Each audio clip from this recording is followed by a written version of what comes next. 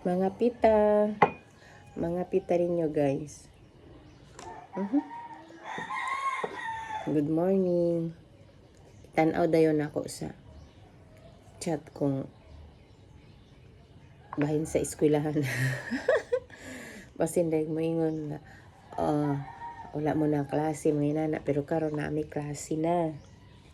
Magklase na oy, nganad.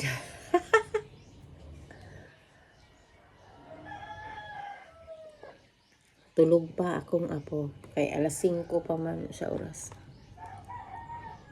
Alas 5:30. Mamukaw kog alas 6.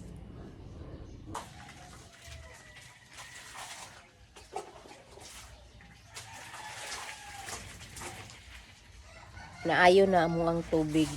Gipaayo na nako gahapon katong nung nagleaking na ako. Nagleaking akong tubig ba, nag-awas-awas dire.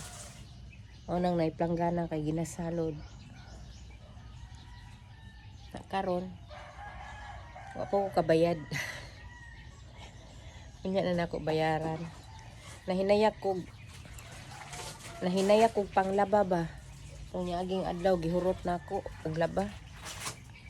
Sus, nagluya na hinong ko. Nahinay ka na ako ang labhunon ba. Gihurot na kog laba tanan. Masking nag-washing pa pero wala man ako gi-washing tanan. Kinamot ang uban labaw nag-uniform. Na ang pagwaswas basta lagi nakaluya kining huna-huna na lang nato og nagdala ba nagtuo ta og kanang kusgan pa ta giaha. Nahuman man hinuon og panglaba pero mao lagi kanang namuypoy ko di na hinuon makatrabaho sa ubang trabaho kay ara makapuya. Di karon duha ka adlaw gihayhay no. Pagpamilo na pod. Dito na pod. Kapag gani ko na human og pilo, pagtanaw na ko sa labunon, tapok na pod. Ay, di man madala og anam-anam. Kay dili lang man pangbalay ang atong trabaho, napatay trabaho anang mag-adto sa downtown. Ita. Nagahapon nagpalit ko og bulinaw. Na nagpalit po ko gulay-gulay hanggang karon wala pa na nahurot gi-budget na ako. Kay naglisod man ko og anang muandar akong insomnia ba maglawoy dayon ko. Pag maglawoy ko guys, lami ako ang tulog. Not i-try ninyo. Kanang alugbati lang. Kaya nagpalit ko og talong kay ako ang tortahon. Sus kay kini laging naibog ta atong bulinaw.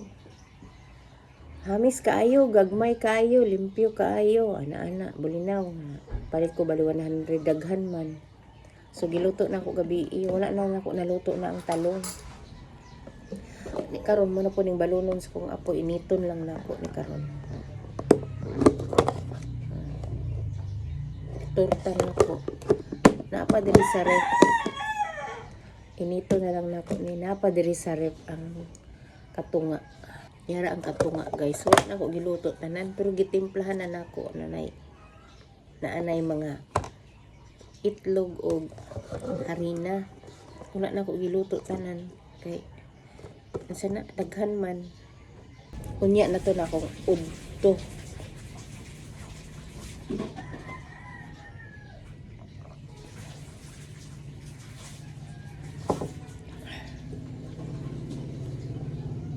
Karon magklase mi karon kay hapit na maghuman ang klase, so wala pa man hinuon mi naka-port sa ning exam. So ang giuna sa mga maestra katong Friday boys gilain ba boys sunod girls na pod. So katong Friday ang grade 1 nako boys usa. So pali tong Monday gahapon wala mi nagsulod kay naingon man ang maestra nga by Monday ang girls na pod, so ang boys dili lang usa.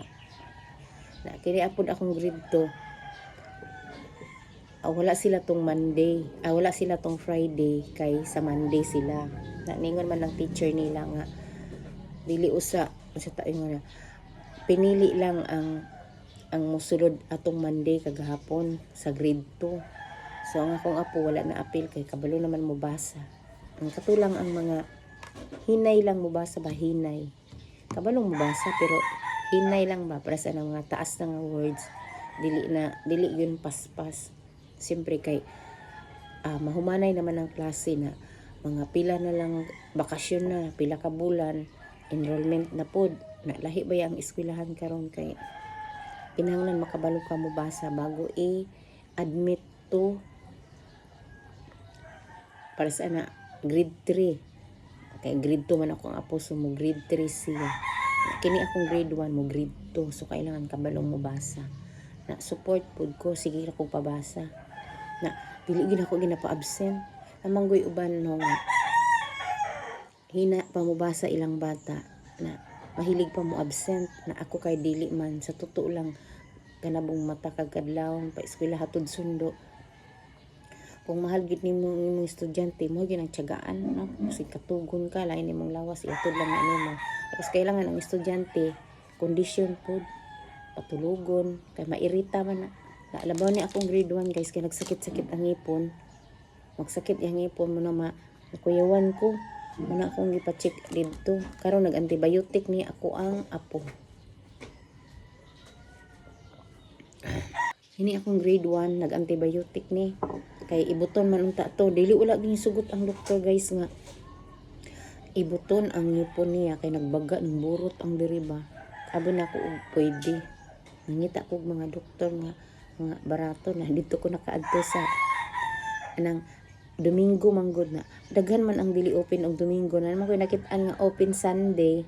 So dito ko sa pa-check na ko siya sa Sunday kay pagka Monday mas lay klase para makapahulay kung sakali lang ba nga maibot siya kag Sunday na makapahuway sa isa ka adlaw nga Monday kay karon ang klase nga Lunes Martes ug sa dihang di ay pwede ningon ng doktor nga antibiotic usa nato niha na pag mahurot niya ni good for 1 week balik diri kay ang ngipon sa akong apo guys basta nagyong kuan na tanan daot na sira na lahat sa iyang ngipon. So 7 years old pa man na nindot siya nga dentist dito pero may kamahalan kay maximum man og 1K ang punot. So nga ang mama oy. Kung sige lang kay importante nga safety ang bata kay na mo na karon ako na yung istorya sa inyo. Ang pingan gyud di ay dili ta mo kumpiyansa kay kani akong apo gadidi pa baga bibiron pa. Ug sa dihang kana usahay magdidi na matulog na usahay malimtan no. Baliwala lang nako ang pag-toothbrush maligo sana ano ko milk teeth pa man matanggal rin nag-iya dili di ay inanglang gid i-check gid siya i-toothbrush gid ay kada kuan kay katong ako ang kana experience ako karon kini laging milk teeth pa na baby ba uroy na karon na dak-an mi na maluoy ka kay basin ba maaktuhan sa eskwelahan na sakit ang ngipon no brag mo na ginaingon sa uban nga mas gustuhon pa nila ang mga anak kaysa sakit ang ngipon tinuod yun na guys experience na ko sa mga anak tanan sakit ang ngipon sa una pahiran nag toothpaste no kana mga binisaya na karon ningon ang doktor dili daw kay ginapainom man kog pain reliever nga sa kalinturay nga siya dili na siya needed so gi antibiotic karon so taas na ang akong oras guys kay nihayag na diri na lang kutob ako ang video bye bye please subscribe my YouTube channel Facebook page bye.